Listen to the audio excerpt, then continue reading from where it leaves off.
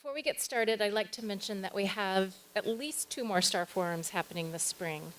On April 23rd, we will be hosting an event called 70 Years, Israel-Palestine, Reflections and Forecasts. The participating panelists will be announced soon. And on May 3rd, Mexico's current Secretary of Foreign Affairs, who received his PhD from MIT, will be giving a talk on U.S.-Mexico relations.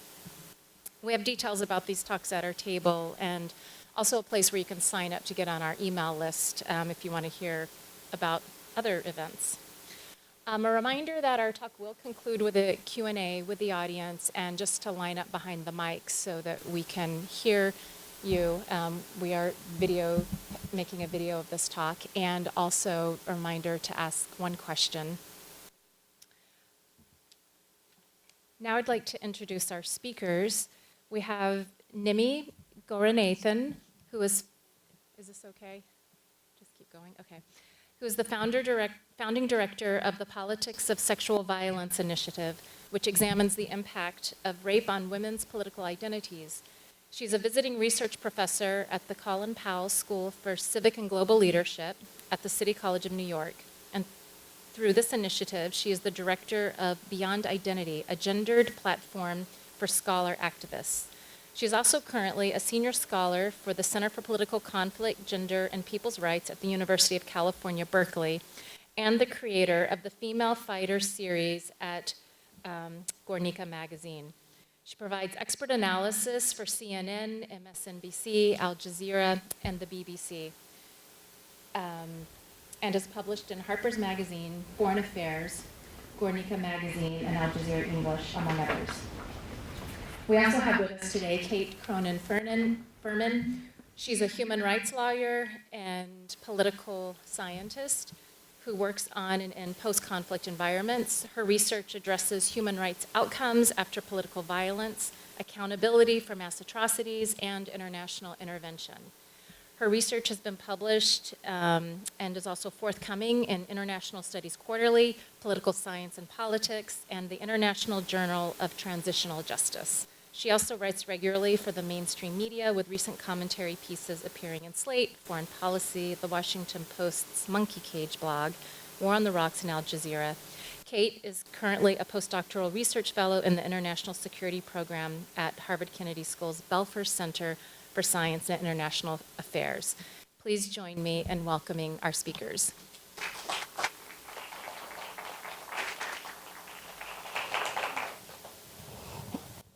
Hi, thank you for having us. I don't know how many of you have gotten to see the paper, Emissaries of Empowerment, but it's up online if you want a copy afterwards, but this is most of what we'll be talking about today. So for much of my career, which was in the policy world, human rights research, in the academy, I felt like I was an entry point for Westerners into the Tamil community in Sri Lanka. I'm Tamil Sri Lankan, and specifically into Tamil women. It was only much later that I started to see social justice issues as they were framed in the Western context from the perspective of Tamil women. And I began to center that analysis instead. And this paper really emerged from that thinking, from trying to reverse the lens of analysis. The paper is called Emissaries of Empowerment. Power for women is universally difficult to access. And in the development world, the attempt to remedy this has been through the use of empowerment programming. The literal definition of this is the transfer of power from those with power to the powerless. And the word itself has been broad enough to capture everything from the mission statement of Save the Children to the work of ISIS, right? So the word has been diluted to the point of almost complete ambiguity now. Today, this word is sort of omnipresent in the West, particularly when it comes to donors and donor programming around gender. The paper examines, though, the roots of this word, the origins of this word. The term was originally introduced to the development sphere when a group of feminists from the global South met in the 1970s in South India. Among these women were a reproductive rights expert who founded the first women's center in Brazil, a pioneering anthropologist from Mexico, an activist for Dalits' rights in India. And these women came together for a conversation about collective change. So when they met, they were intimately familiar with the conditions of women's oppression, and they centered their conversation on the political forces responsible for that. They emerged from a history of women in each of their countries that were armed, that were active, that were enraged, and who were fighting for power. And this is important. They were fighting against colonial interests and cultural repression at the same time. For them, the term empowerment was the foundation of an explicitly political project. It was intended to incite a kind of collective mobilization, right, around the political issues, the structural issues that were keeping women of color in a particular place. So now we have, nearly 50 years later, empowerment programming in the Global South, which ranges from impoverished indigenous women in Bolivia stitching string bikinis for white women to shop with a purpose, to ex-combatants in Sri Lanka being offered training in icing cakes and hairstyling and sewing classes. So what we're looking for is, how did this happen? How did this transition happen? So as both a disaster aid worker and a scholar researching the motivations of female fighters in conflict zones, my work over the years has continually revealed an inability to acknowledge the distinctive politics of women. And I say distinctive politics because this has to include the politics that we don't agree with, right? And this has been, in my opinion, the failure of a number of our interventions. So I have spent years actually handing out cows and chickens to women who were raped, speaking to former combatants about the beauty school programming that they're in, and really allocating sewing machines to any woman, anywhere, who suffered any kind of trauma. So what started in the Global South as a political project, we find now to be the sort of linchpin of anti-politics. What we're trying to get at here is the underlying feminist ideology that's driving this kind of programming. What are its roots, and most importantly, what are the political structures that are keeping this in place? Why do we still have this over and over and over again? Why do we have every program with women have a reference to the question of empowerment? On the question of power and politics, as this word entered the sort of lexicon of the United Nations and other international bodies, what was this tool for the powerless to challenge the structures of political inequality became this limited technical solution to issues of education, of poverty, of healthcare. So for women in particular, this programming carefully and calculatedly delinks power from politics, right? Much of this began with the construction of the victim, and I'll leave that to my colleague to discuss further. This construction of the victim, though, it's important to note, we trace the narrative, the image of her, this victimized woman in the developing world, back to the colonial period, back to the time when white women in colonial countries were asked to intervene, were called to intervene, to save uncivilized women, right? And this sounds like it's a little bit of a stretch, but the research actually found something very fascinating. There were publications like the English Woman's Review, which were for the wives of the colonial interveners, who classified Native women in the colonies, such as India, as special and deserving objects of feminist concern. In the Democratic Republic of Congo, the contemporary iterations of this approach can be found in the media adulation of a white woman's journey through the heart of darkness, in the constant imagery of the sexualized, brutalized Congolese woman. So this approach of defining an individual, defining a woman through her trauma, has two key purposes. It allows the interveners and the interventions to operate purely on a moral obligation to intervene, thereby shutting down any political conversation that emerges after that. And a victim who is sexualized is almost never a political actor. So when you see constantly over and over again this sexualized image of a woman, nobody expects political action from this woman. Nobody looks for the politics in this woman. There is, for us, one of the things that we examine, this question of culture. Now, I've found over and over again through policy work, through academic work, I usually get asked the question about culture. And what I found is that culture becomes this really useful perpetrator. One can blame it for everything, and nobody is held accountable. Once it's culture, there's nothing that can be done about it. No? And this is a culture that's meant to be a culture that is static, a culture that doesn't shift, one that one assumes is just inherent to a particular land or a particular people or a particular religion. And when I get asked this question often, what about the role of culture? I'll always ask, which culture are you talking about? Because there's certain cultures with the UN, the key to transformative change is to deal with culture, right? But the culture that you're talking about is the one that the UN has no control over. The UN has no ability to intervene into that space. What you can intervene on is a culture of violence, a culture of dependency, a culture of militarization. Those are the things that external actors can engage with, right? But culture becomes very useful.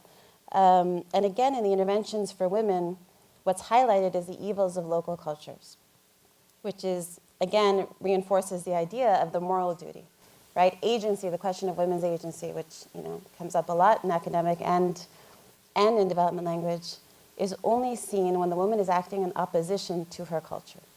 Her agency is measured when she challenges her own culture, not when she challenges the political spaces that she's a part of. So we argue that this sort of limited approach to agency actually circumscribes women and takes away any ability at political action for them. One of the things that we want to distinguish is this question of NGOization versus depoliticization. A lot of this critique has been made in the world, in the conversation around NGOization, right? Arundhati Roy and others have talked about the role of NGOs in handing out by benevolence what ought to be somebody's by right. The distinction that we're making here is that the argument in NGOization is largely that the state has retreated. The state has given up, the state has left this population behind, and the NGOs come in, right? And the NGOs are in that place, shaping political movements in donor-driven terms, which is a legitimate argument. What we're saying is that the distance between the marginalized woman and the state, their access to levers of power, is so vast. The NGOs step in between these two spaces, right? And in the positioning that they occupy, they actually reinforce what the state wants, which is to say that the state didn't just retreat, the state didn't just give up, the state didn't just leave populations behind. There's a reason why populations are kept in the position that they are. And when NGOs enter with this kind of position, with the position that they have, and they do these empowerment programs, they reinforce this. They actually reinforce the repression of women politically, which is what the state wants. This is not just NGOs. Kate and I have an earlier report called The Forever Victims. There's a number of actors that do this in that space. The Forever Victims looks at sexual violence in Sri Lanka, and it doesn't recount the number of sexual violence cases or who did it. What it does is it examines how sexual violence is used politically by everybody to obtain a certain political agenda, how it's used by local politicians, how it's used by the state, how it's used by NGOs. How is sexual violence as an issue used politically by everybody rather than the numbers? My work now is on the role of rage in women's politics. It's on reclaiming rage. In this particular environment, I believe that rage sustains a struggle that hope might leave behind. In Canada this year, I was with a population of Tamil refugees, Tamil women, who said themselves that they had no illusion that either society was built for them, Tamil society or a society in Australia, or in Canada. They expected to exist in a space where they were dependent on support, where they were dependent on NGOs. They already expected that. But more than 3 of these young women say they are exhausted and enraged from navigating the system of support in itself. This approach, this depoliticizing, contributes to the kind of rage that marginalized women are likely to feel, right? The problem with this, with examining rage, rage is a space that I believe women are forced to inhabit. It's more emotively driven than anger, more intellectually tempered than insanity. Rage is a place from which the most productive politics can emerge. But as with most hard labor, most women who have earned the right to rage do not feel entitled to it. right? What do these interventions do to rage? How do they sublimate them? How do they shift them? How do they take away their ability to produce politics? For me, my research is on female fighters, and the radical, violent female fighter is the extreme that reveals the rage in the everyday. The rape that pushes her away from society, the marriage that traps her within it, the military occupation that intrudes on every movement, and this is important, and the apparatus that tries to save her from it all. All four of these are contributing to the female fighter in her existence. So I'll just talk a little bit about the female fighter. You know, as we've sort of presented this work, and I presented my own work on female fighters, there is something about women as entrepreneurs of violence that makes people deeply uncomfortable. It's not something that they're ready to address in the policy world, in activist spaces. And the female fighter has a very uncomfortable positioning in the aid complex. She's neither a victim to be saved, nor an agent to be fully supported. Right? To me, she offers as a way of understanding a new way of supporting politics. And I think when you examine these highly politicized women, most of the women I work with were highly politicized, were combatants in movements, were frontline fighters, were captains of various battles. You're able to see in the post-conflict period, when they've been demobilized, how far apart these interventions are. You know, how depoliticizing this is when we have ex-combatants who they're offered beauty salons. You know, so the ex-combatant has essentially become the latest, you know, sort of labeled identity in the developing world, right? Rape victim, widow, beneficiary, you know, all the other labels that we give to women based on trauma. The ex-combatant is now one of these categories. The ex-combatants in Sri Lanka have told me over and over again, we have no use for sewing. I have no use for this course, but when I finish my sewing course, the government considers me de-radicalized. Just a month ago, I was with one of the women in the FARC who I've met with a few times, and she told me, she was a senior FARC member in Colombia, and she told me right when the war ended, everybody came in with interventions, with offers to help, and I didn't even ask her before she said, they came in with all these sewing machines. Right? She said, I told them back then, no, I don't want it. This is not what we want. And I met with her now a year later, a month ago, and she said she's really afraid because she feels that this is the only option for politicized women in the FARC.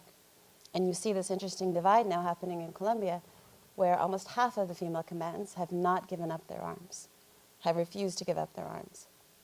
The other half, she says she fears, have lost their politics.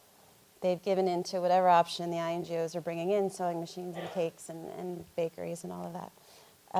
So this is the approach that we're trying to challenge here. I'll just end by saying that it's a difficult conversation.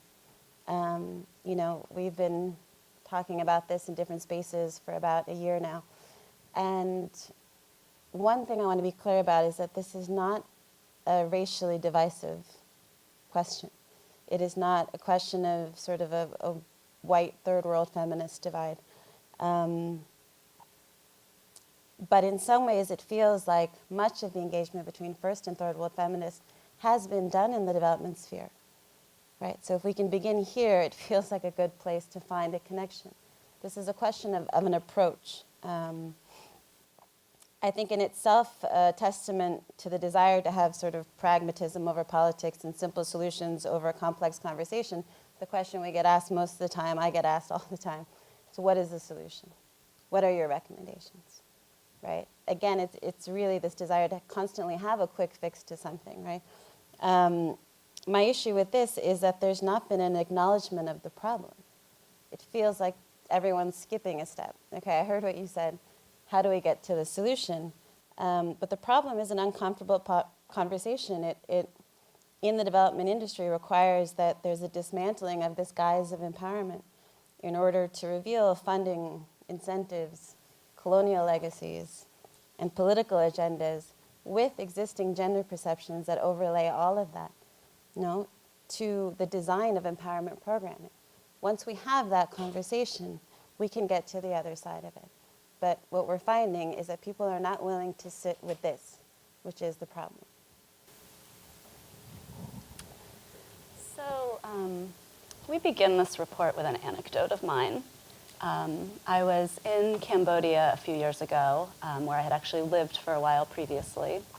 And I was at dinner with colleagues who worked at various NGOs in the capital city. And one of the women, we were having drinks and kind of venting about our days. One of the women told us the story about a meeting that she'd had that day with the representative of one of their Western donors that was supporting their work. She was working for an anti-trafficking organization, and this was a big Scandinavian funder that was supporting the work. And the donor had sent a film crew to Cambodia to catch a video of, the good that their money was doing. And so they wanted to film a beneficiary, which means they wanted to film a trafficking victim. And the workers at the NGO were a little uncomfortable with this, but ultimately said, okay, we have this woman who is a former trafficking victim who's spoken publicly about what happened to her, and she's willing to go on camera.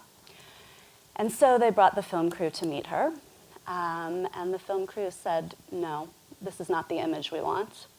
The woman was 22 years old. She didn't look like a teenager. She was happily nursing a young child. She didn't look traumatized. This was not what they were looking for in their movie. And as we started to draft this report and sent it around to friends, multiple people picked up on this anecdote and said, oh my God, the same thing happened to me, but in Congo or in Liberia. A donor came in, wanted the youngest, the most traumatized, the most sexualized, the most vulnerable victim to film. And what these anecdotes underscore is something that all of us who work in this industry know, which is that victimization sells. To draw interest and therefore press coverage and funding to your cause, you want, again, the youngest, the most traumatized, the most sexualized victim you can find. And as we note in the report, although this is fairly widely known and kind of discussed over beers, what's less frequently acknowledged is that this fact is actually a design feature. It's not a bug of the humanitarian and development aid industries. And this is especially true as it relates to interventions to improve the lives of women.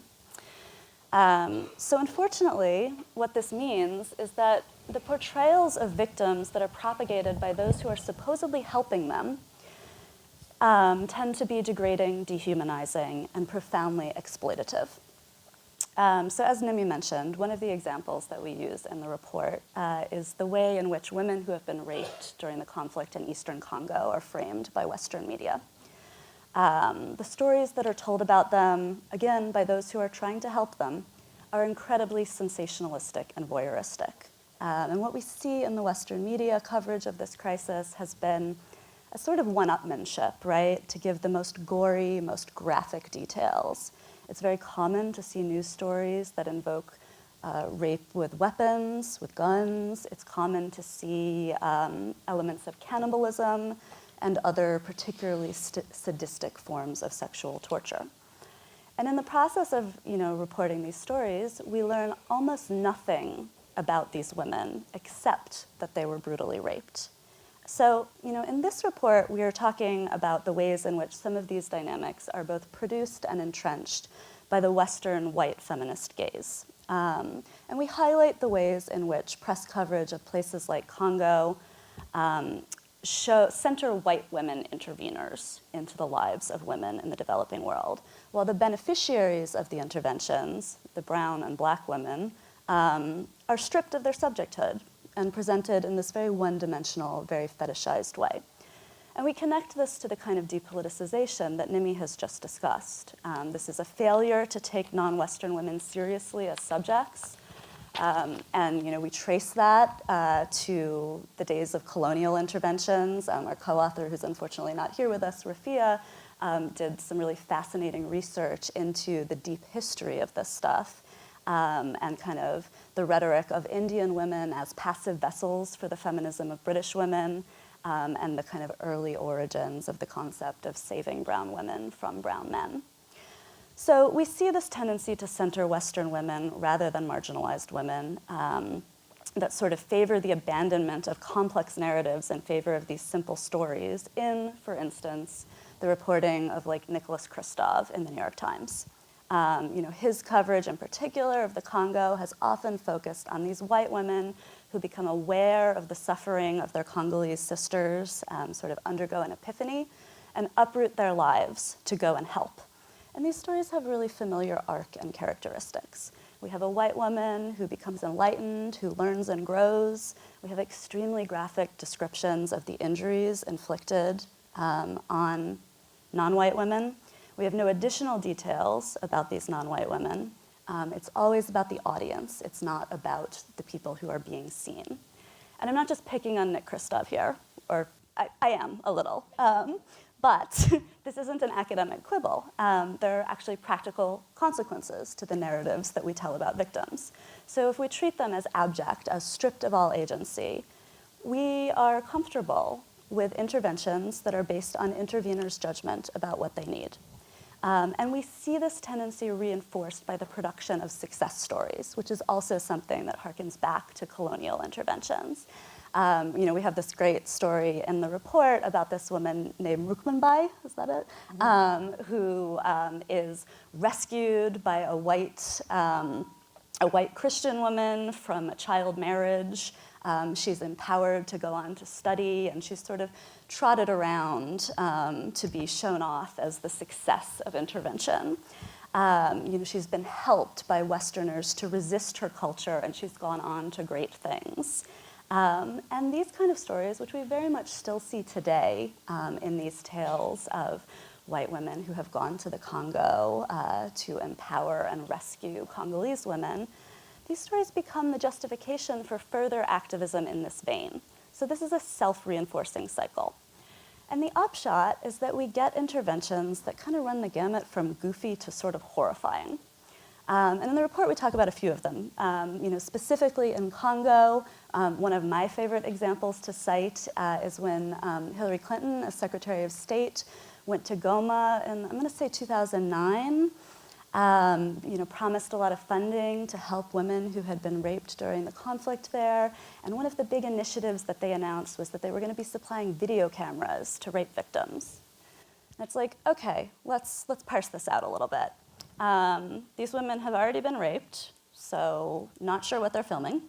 The electrical grid is terrible, so not sure how they're going to recharge these cameras. And this is a context of profound instability, so the likelihood that they might get mugged and robbed of these cameras is pretty high. There was basically no theory of change in place other than that, hey, we like to fund tech, hey, we want to help rape victims, let's give them cameras.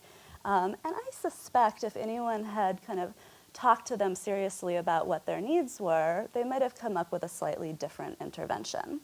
So that's my kind of example that's on the more goofy end of the spectrum. Another example that I frequently cite, I find a bit more disturbing, and that's the work of an organization in Sierra Leone that was essentially crowdsourcing funds for fistula repair for women who had been injured during childbirth.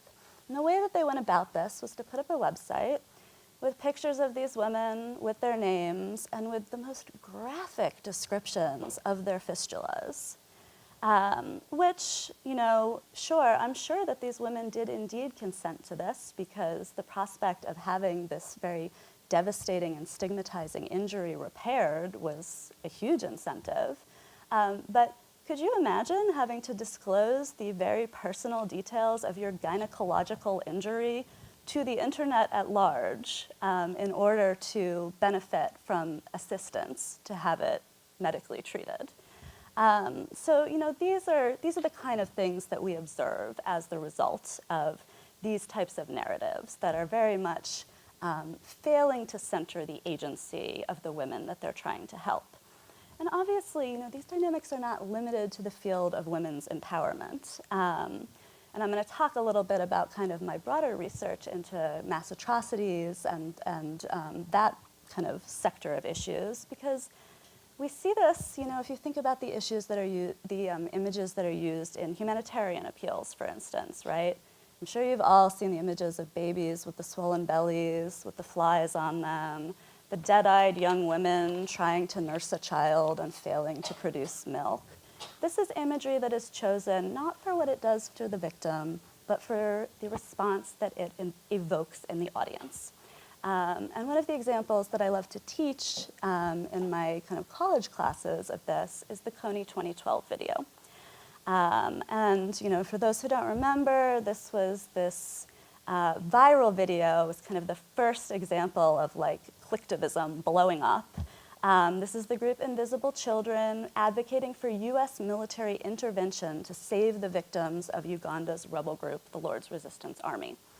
And it's a really particularly egregious example of the sorts of things that I'm talking about here. It's got your one-dimensional victim portrayal, your centering of heroic Western interveners. It's a little indifferent to the details of what's actually going on and in which country. And it offers a very problematic policy prescription as a result of these things, right? So, their answer to the problem is essentially the application of American military force, which, by the way, did get put in place and did not do what they wanted it to do. Joseph Kony is still at large. So, I like to pick on Invisible Children as I like to pick on Nick Kristof, but these kind of narratives are really common throughout the field of, post-conflict response, throughout the field of atrocity response. And that's in part because these are fields where the concept of the victim looms very large. Calls for intervention, calls for accountability are generally grounded in the rights and needs of the victim. So we get a lot of references to the voice of the victim. But when we hear that voice, it's almost always been packaged by an intermediary in the service of some goal. So people's stories are being used to advance a purpose that is not their own. It's selling newspapers for journalists, it's justifying a particular policy response for advocates. And the ability to do this, to package their stories in this way, is facilitated by a common feature of violent contexts, of developing contexts, and that's the incredible ease for outsiders of accessing vulnerable and traumatized populations. This would never be possible in the West, right? We have regulations that prevent you from rocking up to a hospital and interviewing child victims of sexual assault. We have professional ethics that guard against that. But in the developing world, especially in places that have experienced violence, we find victims telling and retelling their stories to domestic civil society, to journalists, to international advocates, and to researchers. We see masters and law students from around the world with no training in speaking to vulnerable populations, coming to interview the victims of serious human rights violations. And for my money, this is just profoundly unethical and problematic. And the reason it kind of hooks into what we're talking about in this report is that the pretense of being there to help conceals the extractive nature of these interactions. All of these interlocutors occupy a position of privilege relative to these victims. And one of the takeaways of our report is that it is not enough to want to help. Intervention, no matter how good intentioned, can be just as damaging as allowing the status quo to persist. And that's especially true when interventions arise out of the idea that victims are in such dire straits that anything we do for them is better than nothing. And that's where you get these aid interventions and advocacy platforms that strip people of their subjecthood and reduce them to the circumstances of the injuries that they've suffered. And I do want to note here that there's actually very strong incentives for victims to participate in their own reduction. So we very often see hierarchies of victimhood in place. States will validate certain kinds of experiences of harm. For instance, you might be able to get redress for crimes that were committed by a rebel force, but not by state forces. And advocacy and aid does the same thing in a less overtly sinister way by prioritizing certain types of violations. So we have numerous reports of women in Congo, in Liberia, and Sierra Leone identifying as rape victims, even if in fact they have not been the victims of sexual violence, because that provides them access to services that they would not have if they were just, for instance, the victims of torture. So we get these very complex questions about what kinds of suffering provide access to resources and status. And the result is that the complexity of victimhood gets collapsed. not just for a community, but actually for individuals who may be the victims of multiple harms and may relate to their victimhood in ways that get erased.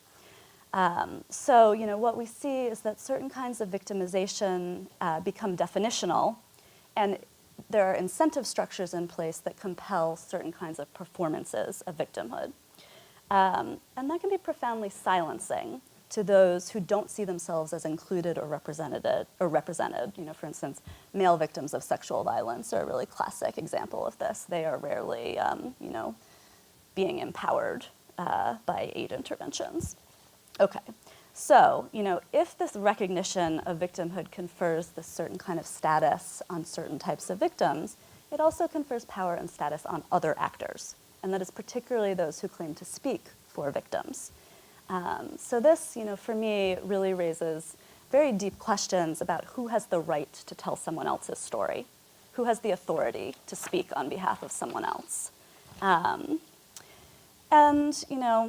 This is a little bit of a digression here, but for me, this really raises questions about the strategic consequences of packaging victims and victimhood in this way.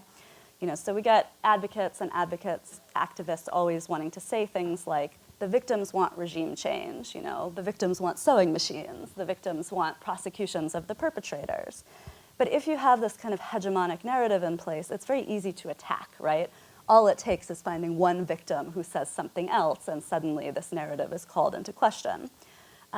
So, for my money, failing to take account of the complexity of victims' lived experiences not only is, kind of wrong on its face, but it also ultimately undermines a strategy to advocate on their behalf. So it's problematic for both, moral and consequentialist reasons.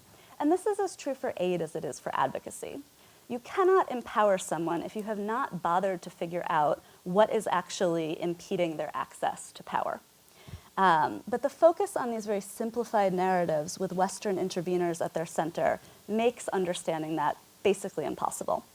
And the style of advocacy and aid is really deeply entrenched and reinforced by what I describe as a feedback loop of public attention and funding. So, these stories that tell this very comfortable, familiar narrative about a white woman being awakened to misery elsewhere draw press coverage. Those stories on the New York Times got tons of views. And that press coverage drives funding. So donors prefer to support the programs and activities that are going to attract media interest. And it's therefore no surprise that actors designing programming on the ground, whether they're international organizations or local activists, will frame their work in terms that they know is going to get them money and press coverage. So, lather, rinse, repeat. This is how this all gets reinforced. And I want to conclude here by emphasizing that these dynamics constrain interveners as much as they limit the agency of beneficiaries. So the problem we're identifying in this report is not individual NGOs' decision to hand out some goats or teach women to make beaded purses. There's almost certainly situations where that's a totally reasonable thing to do. No, what we're calling attention to here is a set of mutually reinforcing structures that make the distribution of sewing machines, of chickens, of cows seem like the natural and best solution to every problem faced by women in the developing world. Thanks.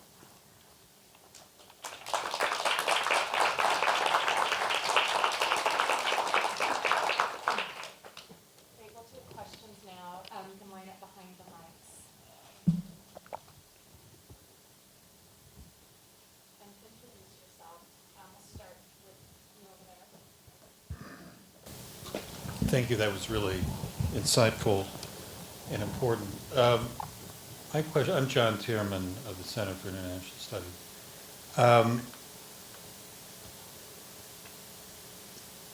I wonder if your critique or your investigations include the boom in microcredit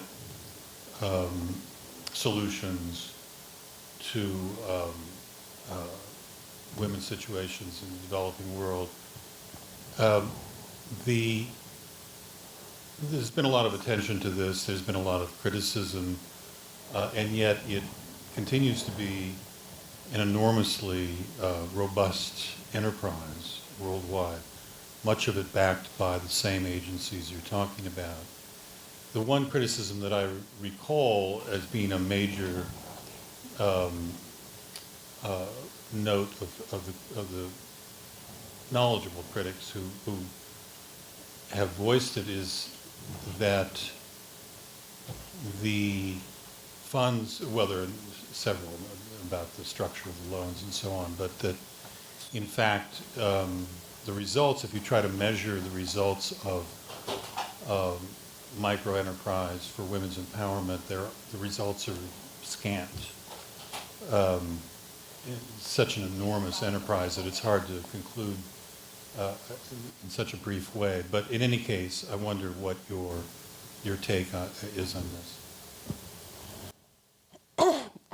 Yeah, microcredit was, I was an aid worker from 2004 to 2015.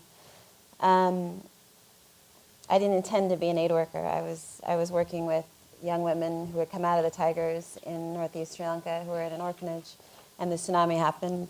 Some of you might not remember, December 2004, there was a massive tsunami. And so I went back to support these orphanages that were all destroyed during that time, and ended up staying on to do quite a bit of humanitarian work. That was really sort of the height of the microcredit, And what happens, I think, is even when it's in one sphere, it kind of quickly becomes a solution for everybody everywhere. So then it became a post-tsunami thing that we should do is microcredit, right? The issues that I've seen with it, and again, I'm speaking from a gendered perspective, in the countries that I've worked, in Pakistan, in Sri Lanka, in Eritrea, in Afghanistan, almost always the allocation of funds directly to women puts them at greater vulnerability than they were before. You will see increases of domestic violence in those conditions. In Pakistan, after the earthquake in Kashmir, we had a situation where, after the earthquake, all of a sudden I got all these phone calls from everybody. We want to fund a girls' school, girls' school, girls' school. And the earthquake happened the day before. There's no water, there's nothing. The only thing people wanted to fund was a girls' school, right? And it's again one of these interventions that, along the lines of gender and women's empowerment, there's no ability to understand the context around the school. She can't get to school because there's 15 military checkpoints to get there. You building a school does very little, right? But in that environment, in that moment, all these NGOs came in and they said, we want to fund women, we want to fund microcredit, we want to fund women to run NGOs, right? All within like a week, within 2 weeks, they had kicked out all of the NGOs because they didn't want the men, there was no attention to the men in these areas, right? The technical problems with microcredit, in Sri Lanka we saw somewhere around 26% interest rates. So outside of this technical problem, again, what we're saying in this report is we need to draw the technical critique into the broader political critique, right? The political critique I would have of that is when you have, in Sri Lanka, you have a post-conflict period, right, where essentially the Tamils are being occupied by the Sri Lankan military. Now, when the women are given loans, they're given by government banks that are tied to the military, right? So you're putting women in a position now that they're indebted. Already they're in a deep position of deep vulnerability in a militarized zone, right, where sexual violence is one of the primary things they're vulnerable to. Now they're indebted to the military, to the government, right? They have something that they owe them because they're all controlling this entire network. Right? To me, it feels like this is largely being driven by corporations, by large banks, by, we've had donors like Honeywell Corporation who refused to fund the tsunami in Sri Lanka because they didn't have a market there, right? So it wouldn't grow their market for them to give money in Sri Lanka, but they wanted to give in India and they wanted to give microcredit because they could slowly spread out in a country they were already operating into villages that were more and more remote and spread sort of credit systems and banks and, in these different areas, right? So I think it has unique challenges for women, the microcredit programming, and, it's not something I support. I don't know if Kate has any other... Yeah, the only thing I would add is just to say, this is kind of exactly what we're talking about, right? There's this sense, in part driven by the kind of move towards metrics and to easy measurement and evaluation, that we want clean, very discrete interventions that are like one thing that we can put in place and, very easily track what's happening. And, I think that's all kind of so much delusion, right? There's no way to cleanly intervene into the circumstances of people's lives. There's no way to intervene in a way that doesn't interact with the existing power dynamics to which they're subject. And I think, the kind of emerging evidence that microcredit doesn't help so much is, exactly testament to this fact. That even though it seems like, okay, we'll avoid all of these messy issues by just giving them money and letting them do whatever they want with that money, we see that even that is taking place in the shadow of politics, in the shadow of the patriarchy, in the shadow of these women not really having free choice to do whatever they want with that money. Hello, I'm Jared Gensel from the MIT Center for Transportation and Logistics, and I direct the Humanitarian Supply Chain Lab there. As a researcher trained in engineering, I'm very comfortable with numerical evidence and that kind of argument, and I've learned over time the power of narrative, so my question's around that, but I want to give an example. We have a project we're working in Uganda with the USAID mission there to analyze how market systems are changing, looking at ways of different approach to monitoring and evaluation, looking more systemically. And their new country strategy, systems is a part of this, another pillar is resilience, another pillar is demographics. And around demographics, they've framed a narrative that all of the activities are meant to have some connection with around what they call the median Ugandan 14-year-old girl.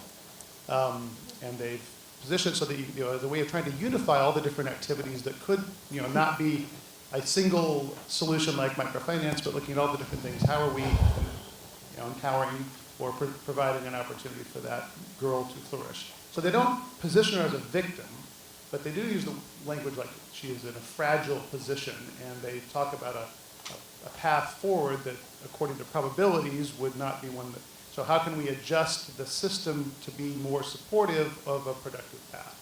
So that's an example of narrative being used to help unify the mission's activities. So I'm curious if you, I know you don't know the situation well, but if you had comments on that narrative, and more generally, do you have examples of narratives that are productive in helping to target gender issues effectively? I would say, our co-author, who's a good friend of mine, often refers to this as sort of a magician's sleight of hand. And I think that it happens quite often with women. One of the major issues is the siloing of development versus political spheres, right? Gender is the first thing to be siloed into the development side. So when you have, let's say, Human Development Report on Afghanistan that I worked on for the UN, right? The women's issues are always on the development side, right? Otherwise, it's a politician or a certain number of women expected to be gender parity in parliament or something, right? And then those women become the ones who have to represent all women's issues, right? This is part of the framing of all of this, and what it does is that it allows for the political issues to never be dealt with, right? And it's done quite calculatedly. I think because of the donor interests involved, I'll give you an example. I was doing a survey for the Asian Development Bank and UN Women. It was a massive survey of Asia last year. Reasons why women would not be able to achieve the Sustainable Development Goals, right? The barriers to that, which is sort of an interesting project, and it was something I wanted to explore. What was fascinating, though, in this context is that the state was sort of disappeared. You're looking at the various risk factors, and I'm given various, climate change and all these things that I'm supposed to analyze the impact on this woman. And the state doesn't exist in this analysis, right? And what's created as in terms of this woman, the 14-year-old girl, right? This is the same language that's used by USAID and others. There would be a reference to her identity, and they would say, in this really sort of horizontal way, right, that, religious minority, indigenous, whatever the category might be, untouchable. There's actually one government document that said, et cetera, in terms of the aspects of her identity are in this horizontal line. The argument has to be that it is vertical, right, that each of these things deepens the impact of the other. If you're a Muslim, if you're untouchable, if you're in this sort of impoverished rural area, if you're vulnerable to climate change, right? But all of these things will be deepened by gender. always, And in this type of analysis, you really have to understand identity. You have to understand identity, and you have to understand the state. By the end of the analysis, UN Women and ADB came back to me and they said, it's good, it's really interesting. You need to take out India and take out the word identity. Identity can't be used in this. You have to use the word marker, right? These are all ways to use gender to depoliticize what's being done. If I take India out, but nobody knows that I was told to take India out, then the report just goes out there in the world as if India is the only country that has no problems with gender, right? But this is a conversation that happened in a political space between the Indian government and UN Women, and they conceded to this conversation, right? For me, a lot of the work that I do now is on the overt political mobilization of women. Women at City College, women in Sri Lanka. To me, that is the only, all of these other programs are not going to work unless there is political mobilization. And I don't think it's as drastic as people think it is. It scares donors, for sure, because if you say, well, we're going to allow women to mobilize politically, I can't tell you what direction that's going to go in, right? And if you can't determine the direction, then you don't know if you want to support that. I also can't show you the 6 little baby girl dresses that come out of a sewing machine at the end of the month, right? I can't show you progress in numbers. I can't show you any of that. But what we are trying to do is when you have these spaces already, the sewing machines and the beauty salons, you start to have a political conversation in those spaces, right? And I do see this starting to happen in Sri Lanka. I do see it. It's not something that can be measured. It's not something that I could write an impact report about or monitor and evaluate, but I can see it happening in the Northeast.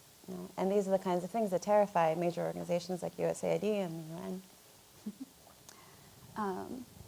So, I'm not familiar with the intervention that you're describing, obviously, but it sounds like an attempt to be thoughtful about some of this stuff and, try to kind of do things in a different way.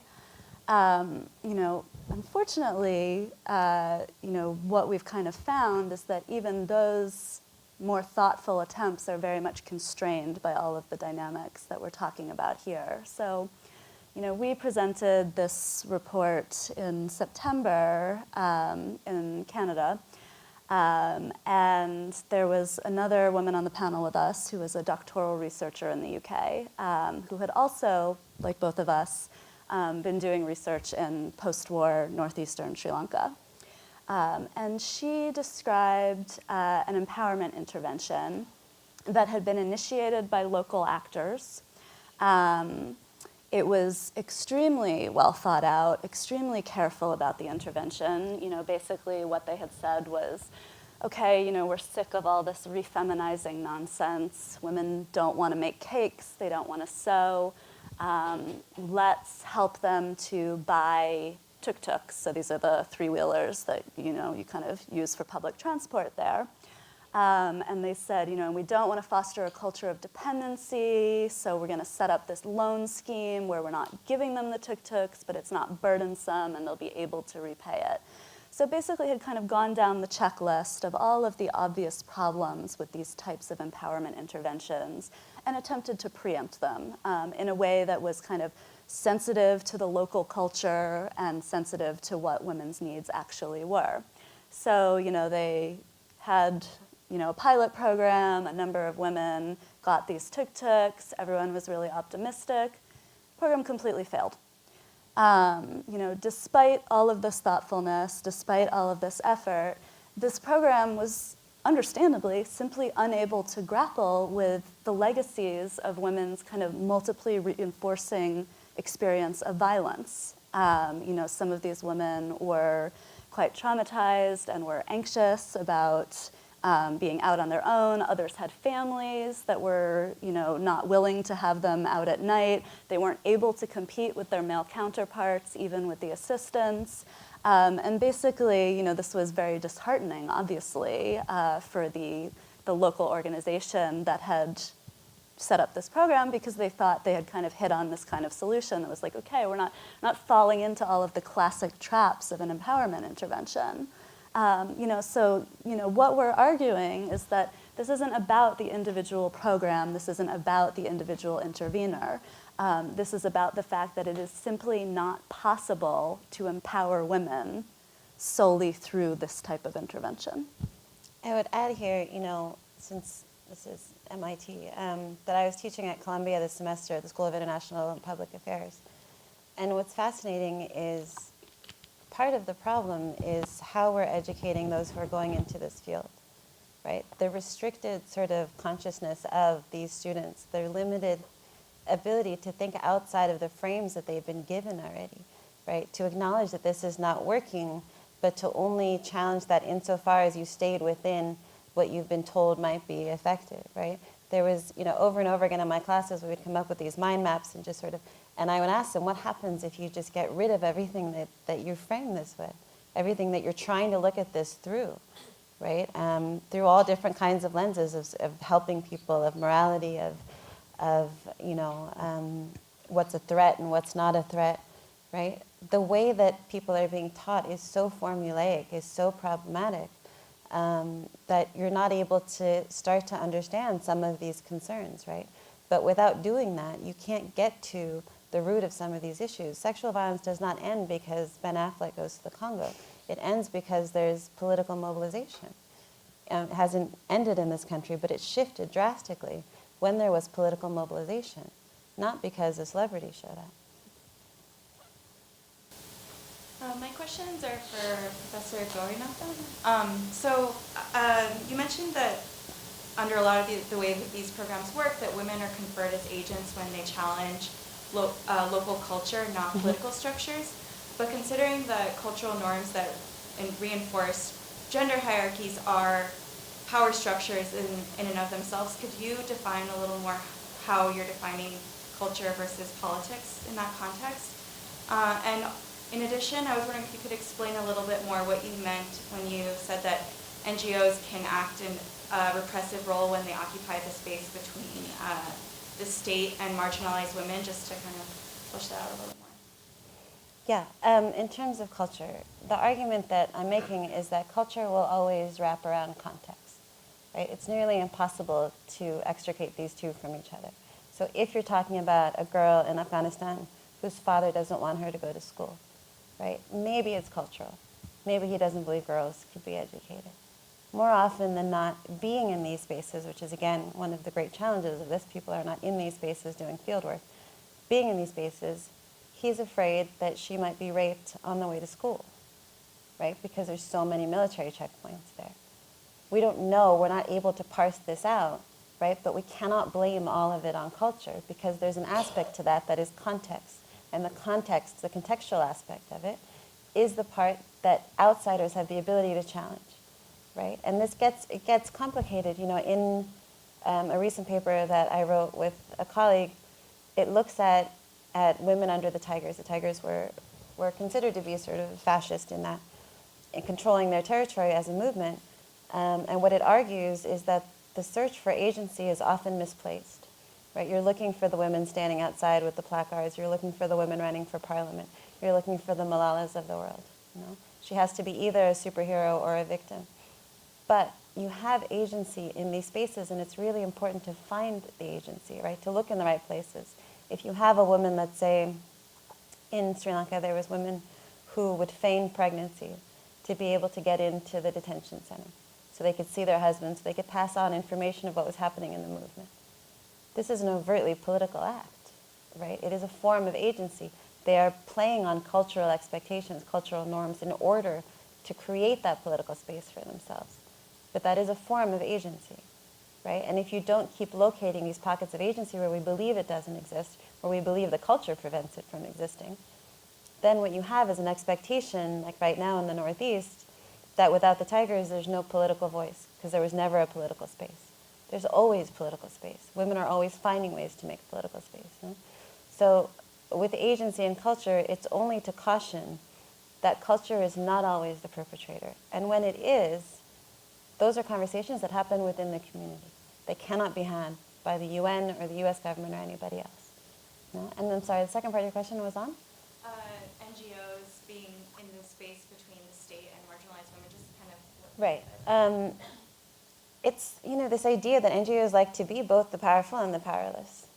And they don't get to occupy both spaces, right? They're a very powerful industry, collectively, right? The example I can give you is that when I did the UN Human Development Report for Afghanistan, it was supposed to be the first time it was focused just on gender.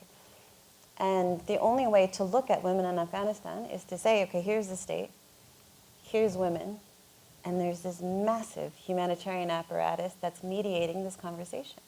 There's no other way to look at the positioning of women, right? I can't write a paper for you about the position of women without acknowledging who's mediating that conversation between the state and the individual woman, right? And Afghanistan is one of the most obvious examples of this, right? So when the NGOs say that their goal is to help the women that the state would not have looked at, the state is very happy to have the NGO play that role because they're reinforcing a kind of positioning for those women and those populations that they will always be dependent.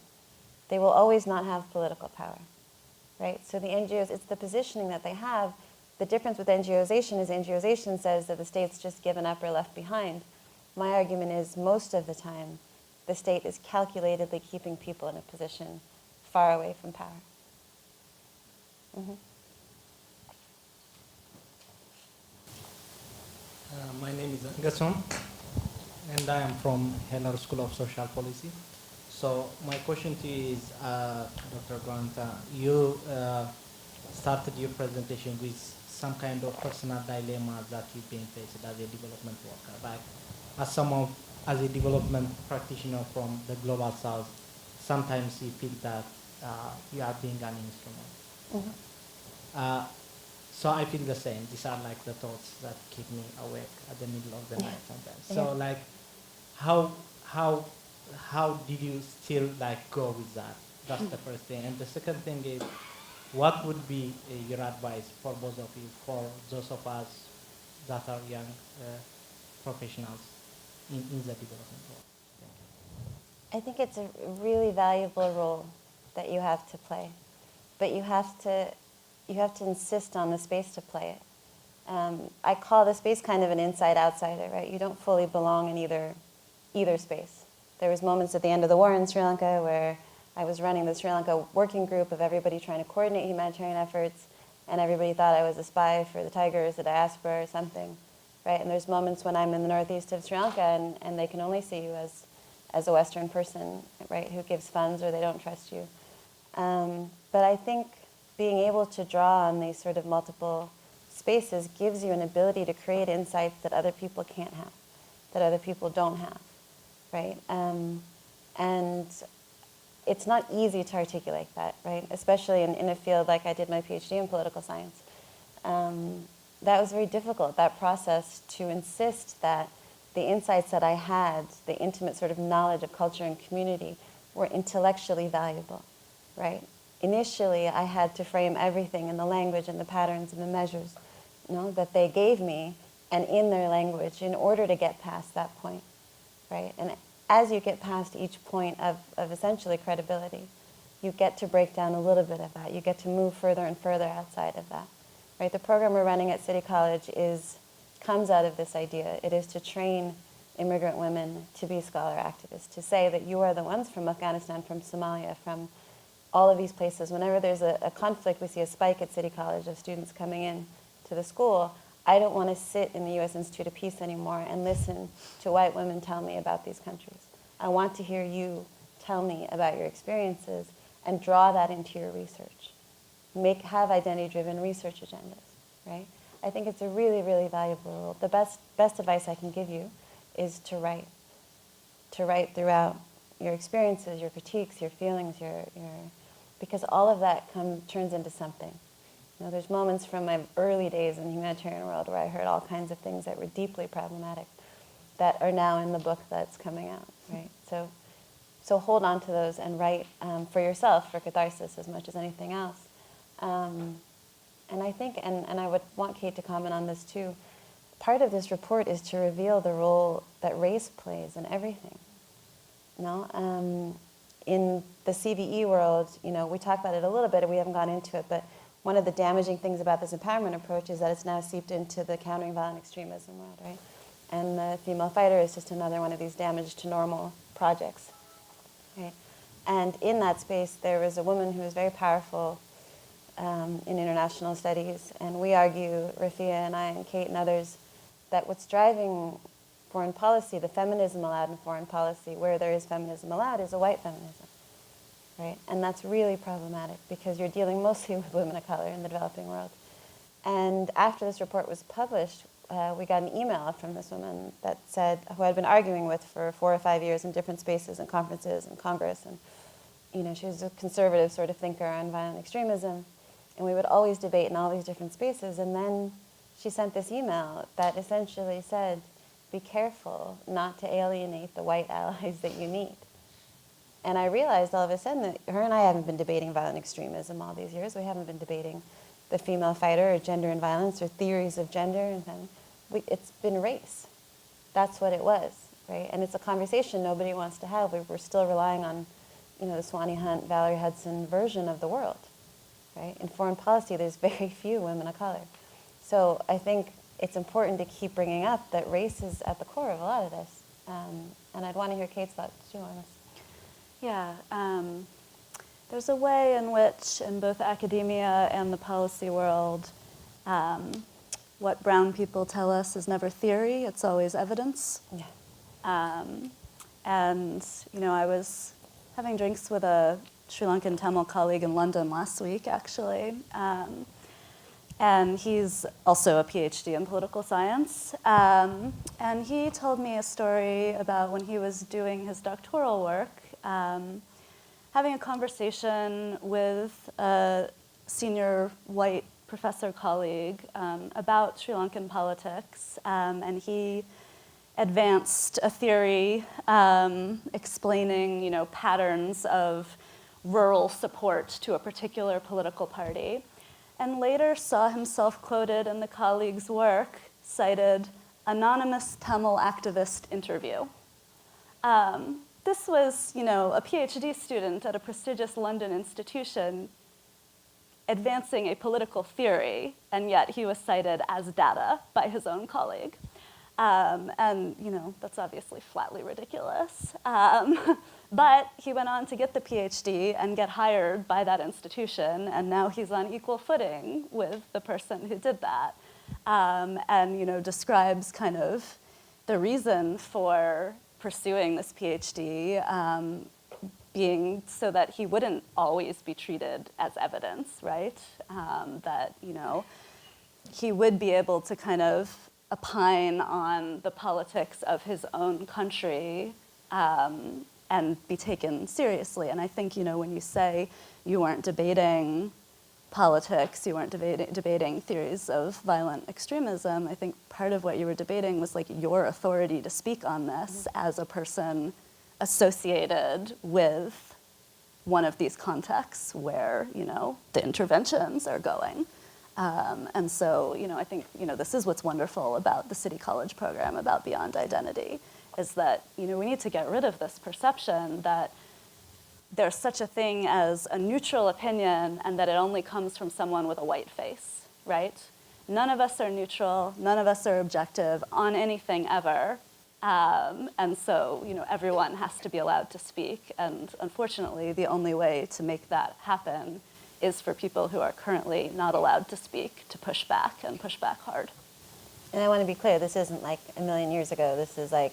Oh yeah, this story happened like 2 years ago. At Columbia in the fall, I gave a lecture. A number of students went to the dean and said that they didn't think that I was a credible speaker and I shouldn't have been allowed. And I had a student come to me from Yale last year who was told she can't study Sri Lanka because sexual violence in Sri Lanka, sexual violence is the least important aspect of conflict.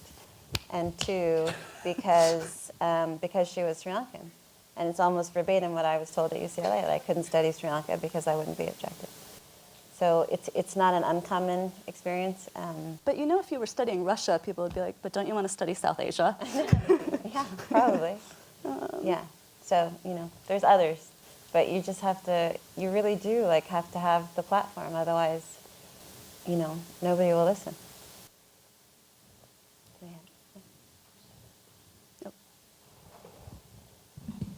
Hello, thank you for all your insights so far. My question deals with the philosophy of whether you think it's better to redefine the current mindset or create something entirely new. So do you think it would be more effective to change the paradigm of existing NGOs, Or what ideas do you have of alternative vehicles of social justice that would either be independent of NGOs or work in conjunction with them? Yeah, so I think this was maybe Nimmi's point about not wanting to kind of get down into the weeds of solutions, because as yet, we haven't really been able to have the conversation acknowledging the problem. And what I'll say here is that what we're calling for in this report is essentially revolution, right? We need to recognize that actually empowering women is going to be difficult. It's going to combat entrenched power dynamics, and that it requires supporting them through the messiness that will produce. And I just want to say, looking at what's happening here now, look at like the Me Too moment, right? This is an instance in which some women are taking some power that was previously denied to them. These are white women. Many of them are famous women. They're beautiful women. They're wealthy women. They're women who have the platform of the New York Times and every other major media organization on the planet. And still look at the pushback, right? And if this is what it looks like when the most privileged women on earth start to demand some modicum of empowerment, start to challenge existing structures of repression, how much harder is it going to be when they are marginalized women of color in other countries? So, I think, no, we're not talking about making minor changes to existing structures. We're talking about a wholly different approach. Yeah, and I think it's challenging underlying assumptions about gender, right? The idea that women are more peaceful, the idea that women are people rarely say it outright like that anymore, but they use code words like women are democratic, or none of that is true, and it's creating the political space to say, look, if we're going to include, I've been a part of peace talks where there'll be sort of like 6 seats for women, this is the big focus of women's empowerment, right, to have those seats there. But the seats have already been sort of labeled on the back in terms of what their politics are, right? They have to be peaceful, they have to be progressive, they have to be democratic. You don't create peace by having a certain, type of Benetton picture. You create peace by having a diversity of opinions, right? So you have to have the women who fought in the Tigers, the women who are Muslim hardliners, the women who are, the opinions that you don't want to hear. Right? I think until you can shift political spaces, the NGO world will necessarily mimic, the political spaces because the incentives are so tied to each other, right? There are things that are happening. Again, I hesitate to name them but there is, this summer there'll be a collective of activist movements in Africa, and it's to me really interesting because they refuse to take any NGO funding at all from anybody. And they've managed to figure out a way to all meet in West Africa to discuss a collective plan for activism, right? And the idea is to do similar things in the US and other spaces. In terms of tangible spaces, I actually think Europe is far ahead of the US in terms of thoughtfulness on these questions. But no, it's the NGO model is pretty well entrenched. I think it requires a restructuring of how we understand gender fundamentally. To allow that political space. Thank you. My name is Hand. I'm a student at Heller School for Social Policy and Management, and I'm also activist from Egypt. And I don't have a question, but I want to share my experience with you in the issue of representation of women in the media and the narrative of victimization. I suffered from gender-based violence since I was 11 years old. Also, in 2011, after my participation in the revolution, I was arrested, tortured, sexually assaulted, and recently I was sentenced to life imprisonment, and I was forced to leave my country. My story was featured in a documentary here in the United States, and I have an issue with the representation of women, which is matter for all feminists, especially those who are anti-colonial and anti-racism. So in my case, the representation was reductive. They focused much about the victimization part to show how much violence I faced in my story, but the documentary, for example, neglected the powerful part of me as a woman. Like, they focused on show how much violence we are facing, but how much powerful I see that is not represented well in the documentary. And also I feel like though women has the right to craft or edit their representation in the media or in the academic or artistic work, or the people who choose to represent them ask us how we would like to be represented, which part of our stories we want to tell.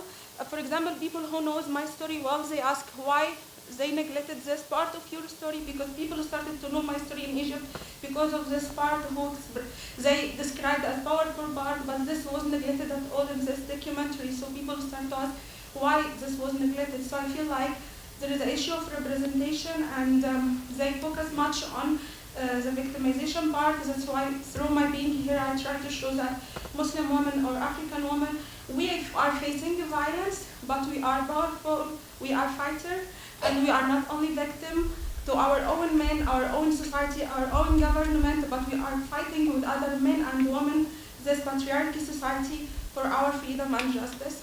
Yeah, thank you.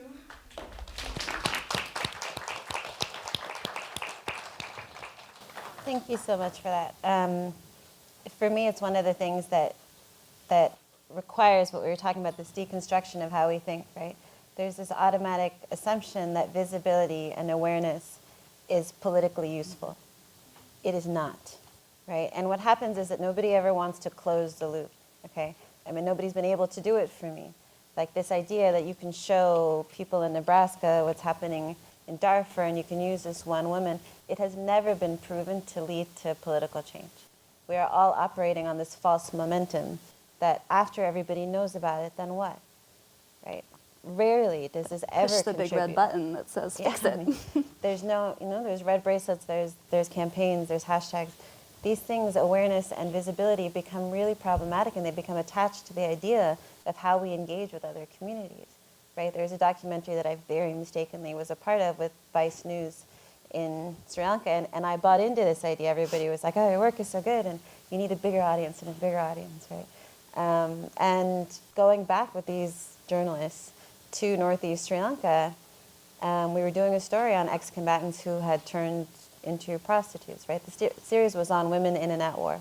And for me, it was really important to start to show in the media the complexity of women's politics in these contexts, right? And that violence actually shapes women's politics in really unique ways. And so what it was like for this woman as an ex-combatant to now be a prostitute to soldiers is what we were trying to reveal.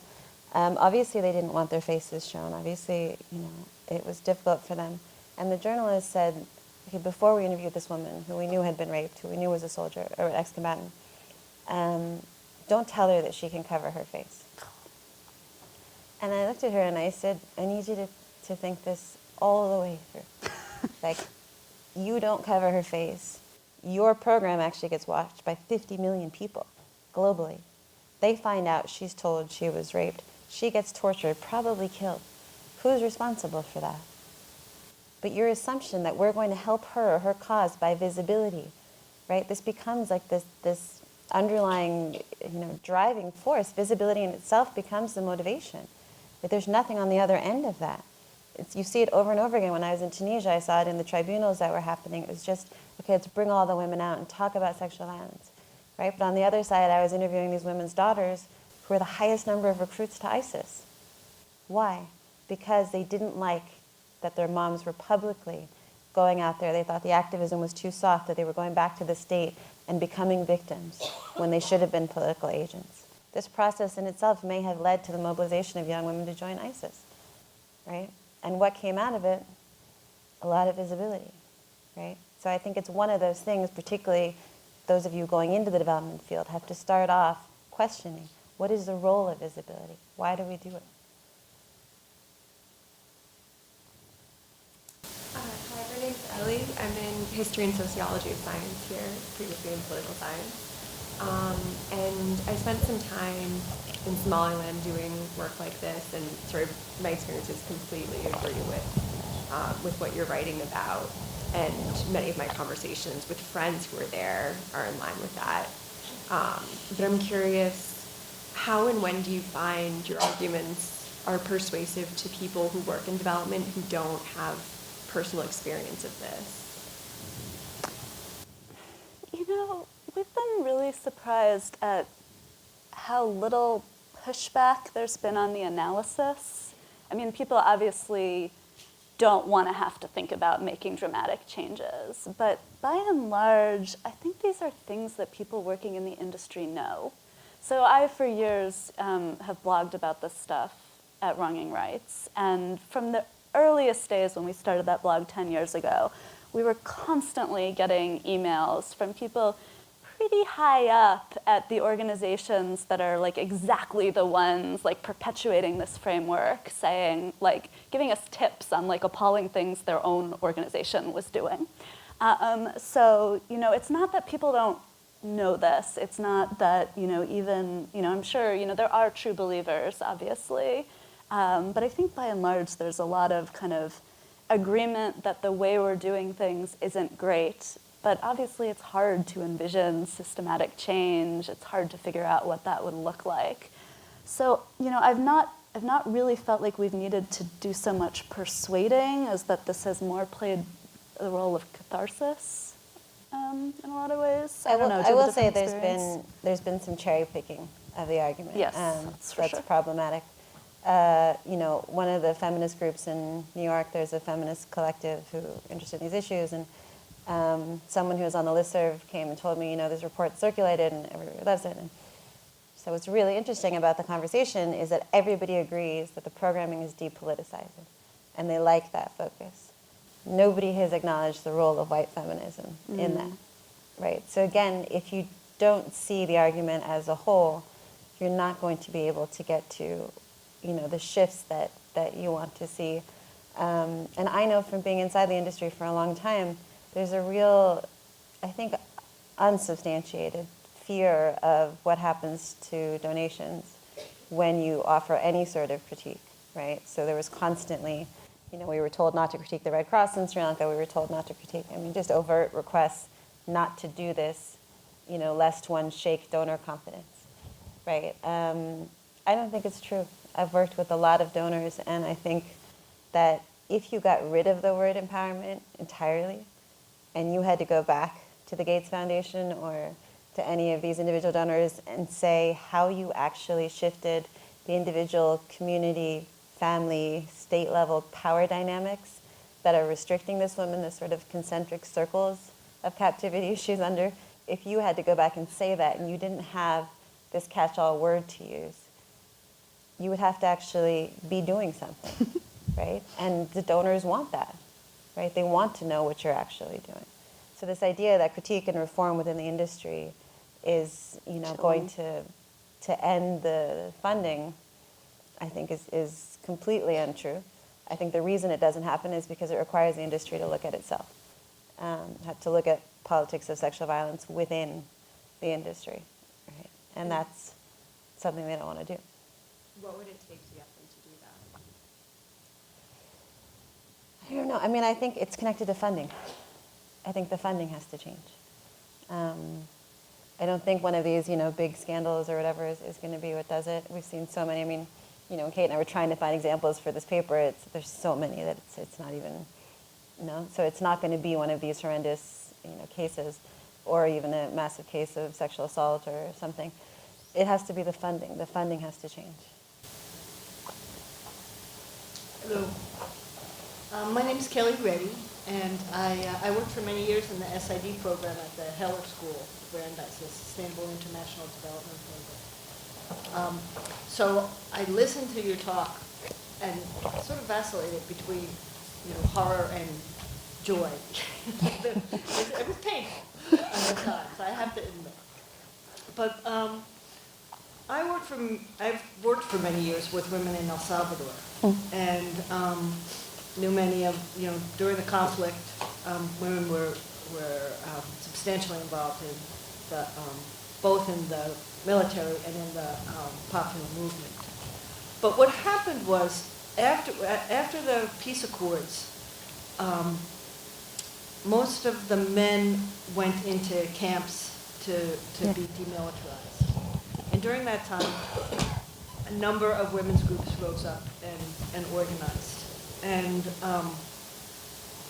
they were really successful. I mean, they took a lot of money, they got a lot of money. It was close enough to the women's decade that they were able to take advantage of the funding from NGOs. But a lot of the NGOs in El Salvador, the women's NGOs, are women's NGOs. They're local women's NGOs. Yeah. So I just wanted to credit them because I think it's a very unique place in a lot of ways, and women have to. And finally, I want to ask how we can get a hold of the report that you're talking about. It's online. It's at the Colin-Powell School. It's on my website. I can send it the link. You have it up, right? Okay. Yeah, it can be downloaded. I would say if the women you're talking about are ex-combatants or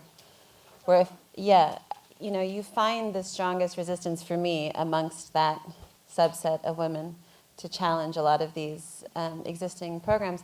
That being said, I know that Kate and I have both seen incredible work being done by women on the ground. I mean, I've seen women take NGO funding for sewing machines and use it for political mobilizing. I mean, I've seen women really find ways of resistance. The problem is that even if you say it's a women's NGO or it's community driven or it's, what we're trying to look at in this report is how deep this has gone now, right? That you don't actually know. Someone will say, well, it's a particular white feminist who we spoke to kept challenging us and saying, well, no, I always ask the women what it is they want. But this has already been captured as a part of this system. I can go to any part of the globe, Kashmir, Sri Lanka, Northeast, and ask women, what is it that you want? They'll say capacity building. They'll say grassroots, livelihoods. They'll say sewing machines. They'll say bakery. They'll say all of these things because Why wouldn't they? Right. It's already been, as Kate was discussing, it's being that victim, being in that is the only way to get resources in context of deep deprivation, where the state is not providing resources and you're in a war zone. And, right, so this idea that, well, the women are telling us what they want, the women in the Congo did not really want to dance to end rape. No, I don't think that that's what they wanted. But this gets absorbed in terms of incentives, and people will act in their best interests. The ones I have seen challenged that have actually been ex-combatants who will say, I've seen them throw the carts away that they were given, or try and go get a printer to start a print shop, or throw cell phones down a well because they're told to, they're the ones who will most often mobilize in ways that completely challenge the Western feminist sort of construction of it. I do have the URL to that report. I'll leave it right up here. Thank you. Our time is up, unfortunately, but please